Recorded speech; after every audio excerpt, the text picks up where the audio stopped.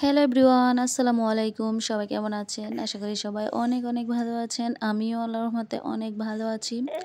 সবাইকে আমার এই ছোট্ট চ্যানেল মারিয়াস ওয়ার্ল্ডে স্বাগতম। তো সবাই যারা আমার চ্যানেলটাকে সাবস্ক্রাইব করেন নাই, সাবস্ক্রাইব করে দিবেন, একটু ভালোবাসা দিবেন আমার চ্যানেলটাকে, তাহলে হয়তো সামনে এগিয়ে যেতে পারবো। তো আজকে হচ্ছে আমি এই যে মিষ্টি কুমড়া কাটতেছি, একদম সবুজ কচি কচি মিষ্টি কুমড়া। আর এরকম উপরে সবুজ মিষ্টি কুমড়া এটা আমার অনেক পছন্দের। কমলা রঙের যে মিষ্টি কুমড়াটা আছে ওইটা আমার কাছে একটু ভালো লাগে না। আমি বলে বলে হচ্ছে এরকম সবুজ মিষ্টি কুমড়া নিয়ে আসি। তো এখন হচ্ছে এটা আমি ভাজি করব।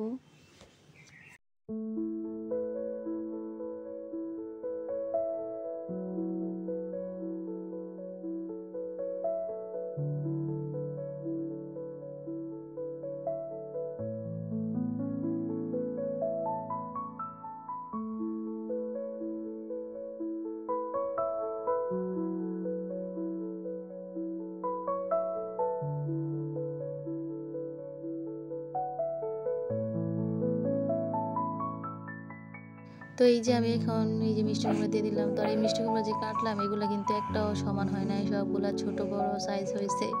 তো যাই হোক, আমি বিয়ের আগে তো তরকারি কাটি না, তো বিয়ের পর যখন শ্বশুরবাড়িতে আসি আমাকে কিন্তু তরকারি কাটতে হয় না। যখন তরকারি কাটতে যাই একটা ছোট বড় হয়ে যায়। তো হচ্ছে এখন ধনিয়া পাতার সিজন, আর সব তরকারিতে আমি ধনিয়া পাতা দিই, ভাজি হোক বা ঝোলের তরকারি হোক সব কিছুতেই। তো এখন আমি তরকারি ছোট বড় কাটি, যাই কাটি। এখন তো আমরা আলাদা হয়ে গেছি, আগে তো একসাথে ছিলাম যখন বিয়ের পর। তো এখন আলাদা হয়ে গেছি, এখন সব কিছু নিজেই করি, নিজে খাই। তো এখন আর ছোট বড় হলেও কেউ কিছু বলার নেই।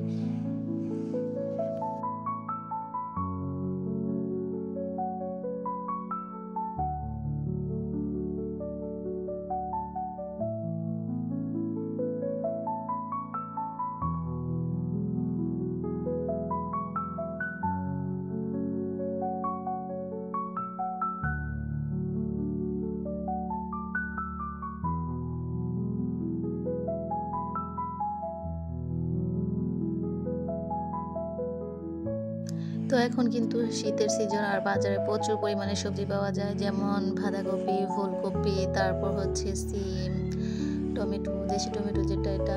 আর আমার হচ্ছে এই যে ফুলকপি সাথে হচ্ছে টমেটো আলু দিয়ে মাছের ঝোল, এটা আমার অনেক পছন্দের একটি খাবার। তো যাই হোক, এখন হচ্ছে সবাই বেশি বেশি সবজি খাবেন আর সুন্দর হয়ে যাবেন। তো আমার এইগুলো কষানো হয়ে গেছে, এখন একটু পানি দিয়ে দিব। পানি দিয়ে তারপর হচ্ছে এটা জাল করে নিব। আর ওই যে আমি বললাম যে আমার সব তরকারিতেই ধনিয়া পাতা দিতে হয়, ধনিয়া পাতা ছাড়া ভালো লাগে না। তো সবাই অনেক ভালো থাকবেন, সুস্থ থাকবেন, আর আমার চ্যানেলটাকে অনেক অনেক সাপোর্ট করবেন।